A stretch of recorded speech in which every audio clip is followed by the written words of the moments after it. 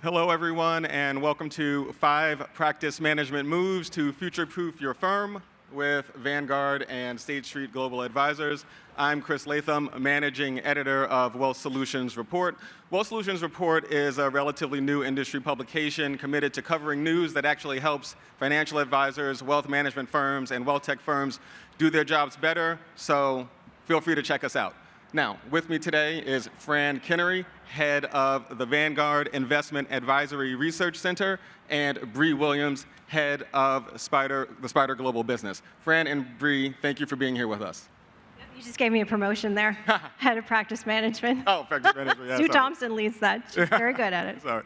Okay, so we have 5 practice management moves that we're going to cover. It is the client, financial planning, portfolio management, talent development, and technology. So let's jump right in.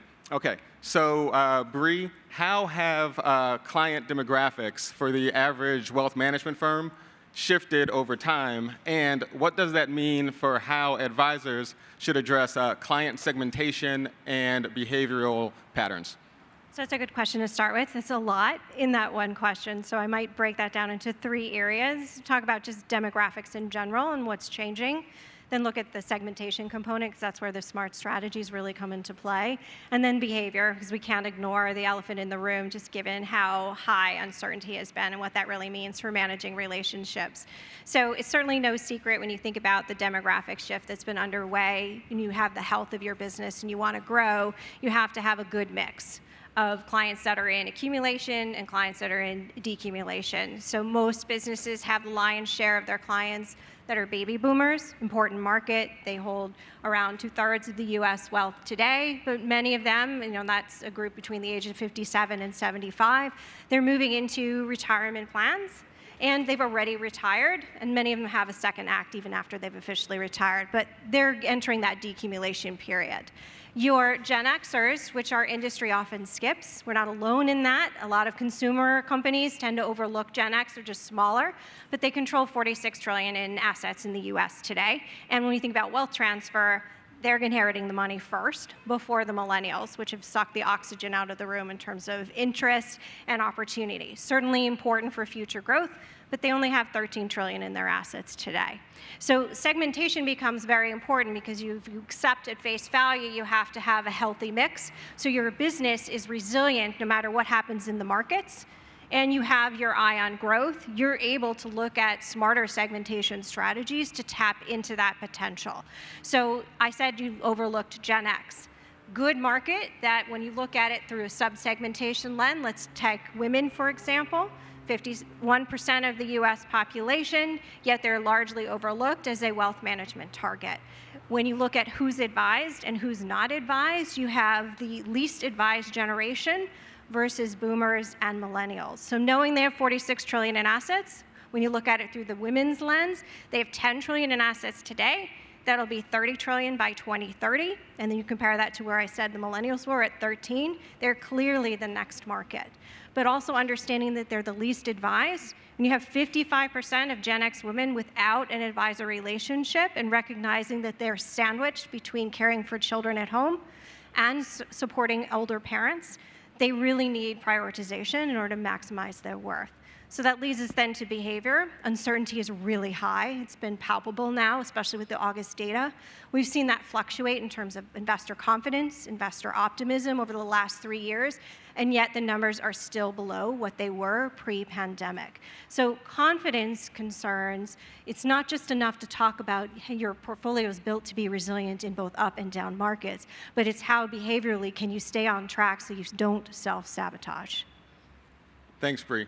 So, Fran, given the fact that a wealth management firm's client pool can be quite diverse from, mass affluent all the way to ultra high net worth, how can advisors become more efficient at financial planning while still making financial planning as personal as possible for each client? Yeah, what I would say is you could have demographics also within your practice, right? So you could have different individuals. You mentioned women in different age cohorts. You could see how you would diversify your human capital across the same demographic change, landscape there. But technology is really enabling, taking a lot of what the advisor used to do. Think about how people would advise. The time you would spend 5 years ago, 10 years ago, were really on some of the numeric investment, financial planning, tax loss harvesting, tax alpha. A lot of that today has been able to be taken on by technology and or outsourced. You can outsource to ETF model portfolios. You can outsource direct indexing, which really frees up the advisor's time. We're seeing a pretty, dramatic shift from competencies of maybe a financial planner, investment management, CFA, CFP, and more towards relationship management and much more towards practice management, because the tools today are there to help the advisor concentrate on the human capital. So we think a lot about you have your tech stack, but at the top of the tech stack is the human capital stack. And Vanguard has this concept of the efficient frontier. Can you talk about that in relation to financial planning? Yeah, so we created Advisors Alpha 20 plus years ago. It's become pretty much standard in the industry. And we talk a lot about the value stack and what clients are willing to pay for and really where you can differentiate yourself. So it's going to be very hard to differentiate yourself on investment management or asset management. We know that's zero-sum game. And that probably is the way a lot of portfolios were managed in the past. Security selection, market timing, that has proven to be a very tough value proposition. That then migrated to financial planning. Think about asset location, tax-efficient drawdown. That now has been fully commoditized. Auto rebalance at a tax level. So technology is really starting to take that lower end. And so the efficient frontier technology keeps moving you out towards the uniquely human parts of the value proposition. And can you talk a little bit about this concept of automating the things that are not the highest value actions for the advisor, and how do you differentiate, what the advisor should focus on versus what can be automated? Yeah, so you could buy an ETF model portfolio, and you now have the asset allocation across, you have diversification across, and you've now taken that entire part of the asset management part off of your plate. Not only that, but evidence shows that ETF model portfolios have outperformed 80% of advisors and institutional portfolios. You're actually adding value to the client by outsourcing the investments and then keeping your time for more business development, behavioral coaching, and that stuff. If you move beyond that, you can then go to some of the financial planning technology systems that are out there, rebalancing at a tax-efficient way, direct indexing to do tax loss harvesting. And so you're going to continue to see the evolution of technology giving the advisor more and more time. Now, since financial planning naturally extends into portfolio management, how can advisors do a better job of sort of getting their clients into the right mindset, and related to that, getting clients away from the allure of sort of historical data when it comes to making investment decisions? Yeah, I think it takes time. People are legacy business models are hard to change, and legacy value propositions are hard to change. But you have seen this acceleration. 20 years ago, there was only 5% in index assets. Now there's over 50. You're seeing tremendous movement towards ETF models, as I mentioned, and direct indexing. So you are seeing the value proposition. I believe that once you show the value, the clients will come. And that allows the advisor to do many more things of their time that are higher value. Thank you. So, Brie, much of what we just discussed relies on a wealth management firm's ability to actually recruit and retain top talent. So what's the best way for a firm to go about that, given industry constraints such as increasing margin compression and regulatory scrutiny?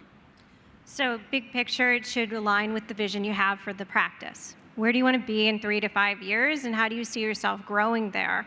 And if you're currently a solo practitioner, can you get there on your own manpower? The answer may be yes, but for many, it's about teaming or adding to the existing team.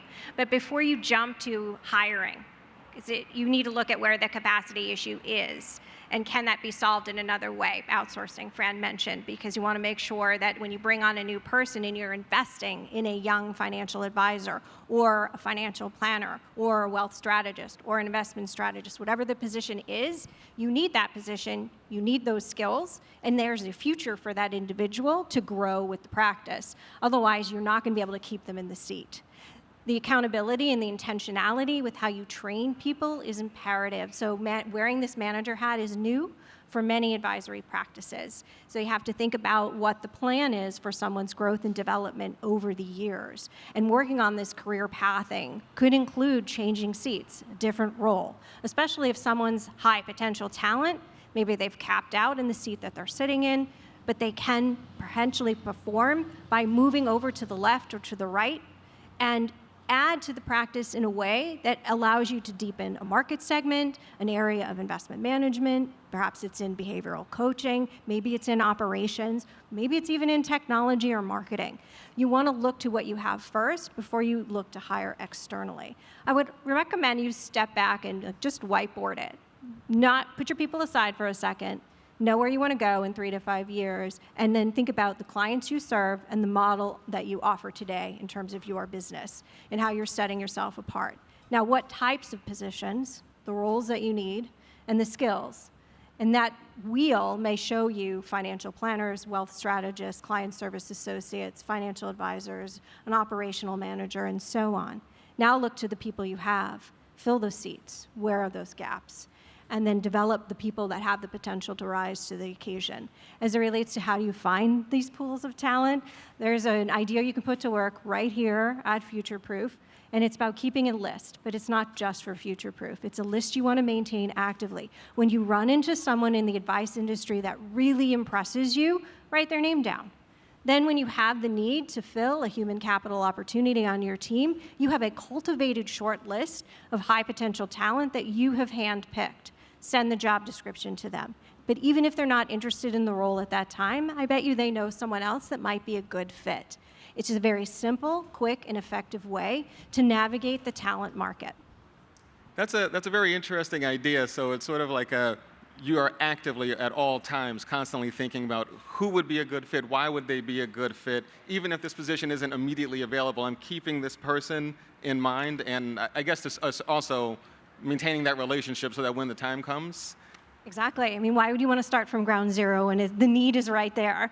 You want to build that list over time, so you turn to that first. You often are able to find that person a lot faster and smarter. All right, now, due to the proliferation of wealth management technology, proliferation not in a bad sense, but it is growing, and a lot of the wealth tech providers are here, so this is relevant. How can wealth management firms actually leverage specific types of platforms to help them most effectively empower their own advisors to actually achieve a lot of the practice management goals we've discussed? So, Brie, why don't we begin with you, and then we'll turn to Fran. Brie. Sure. So I know technology and AI in particular has been much talked about across the different sessions throughout the conference here, both good and bad. And I think that you do need to integrate AI into your practice in order to be growth-centric. Adopt this growth mindset. But you do need to understand what does the technology do really well that can replace the human versus where you have to lean in hard to what the human excels at. So it's human plus bot. It's interesting the way you phrased the question because you said platforms. I think we have a lot of separate data pools, different software applications, and you need to integrate so you have it all coming from one master database. That allows you then to really leverage some of these applications so they can do what you need it to do. Is that an intelligent assistant that helps you comb through those important milestones for clients and then turn that into a workflow assignment? Is that more about leaning into machine learning so you can look at how investment offers are going to align with the types of needs and preferences that your clients have already been expressing? I mean, if you just look at how the evolution of what changed with cold calling over the years, it's interesting to take a look at. Many of you cut your teeth. It was a rite of passage to do cold calls. Whipped out the phone book and you started dialing. Now then you had predictive AI, which helped you do it more smartly and modeled after some of the input that you had available, so your list was warmer. And now we have generative AI, which not only gives you a smart list, but it can actually create the script for you, can write the follow-up email, and can give you a social media post. So when you can lean into what it helps you do faster, better, without tapping into someone as a human being for their time and resources, you're able to do so much more. And it's really just embracing the mindset of technology can help me grow. Now, as a fiduciary, what you don't want to outsource is your fiduciary responsibility. So when you think about technology and it's not perfect yet, again, wrap your arms around what it's doing well, have an understanding of how it works, how it's speaking to the different disparate aspects of your CRM platform, your operational compliance platform, and you're monitoring it. So you're in a position of, I'm doing the right thing for my client, and you're not outsourcing your fiduciary responsibilities. Thanks, Brie. Fran, what are your thoughts on technology? Yeah, I think there's a long history of the origination of fear. Everyone, is most fearful that technology is going to take my job. And we've been studying this for hundreds of years, or it's going to compress my margin. And neither of those have happened, right? As technology has come 200 years ago, 150 years ago, and so on, it's led to job creation, and it's preserved margins. And so I think the important thing is not to fear it, but to adopt and employ it as quickly as possible and continue to move up that value chain I've talked about. Those, you have the sense of those who either see it as a threat and may not embrace it are the ones who always get left behind. And so I don't know we would not be sitting here 3 years ago, be talking too much about AI. The technology will change, and I think it'll surprise a lot of people of what comes out of it. But I would just say stay very current with it, embrace it, don't be afraid of it, and continue moving up the value stack. Now, integration is an important aspect of technology, but also maybe sort of a quest for technology. I've heard some criticism of that in the sense that for the actual users, whether it's the advisor on the front end or the support staff, there's still a lot of manual processes that need to be done. Do you agree with that? And do you think that we will get to a point within the near future where real integration exists, where the steps are removing so much of the manual processes? I think there's a spectrum.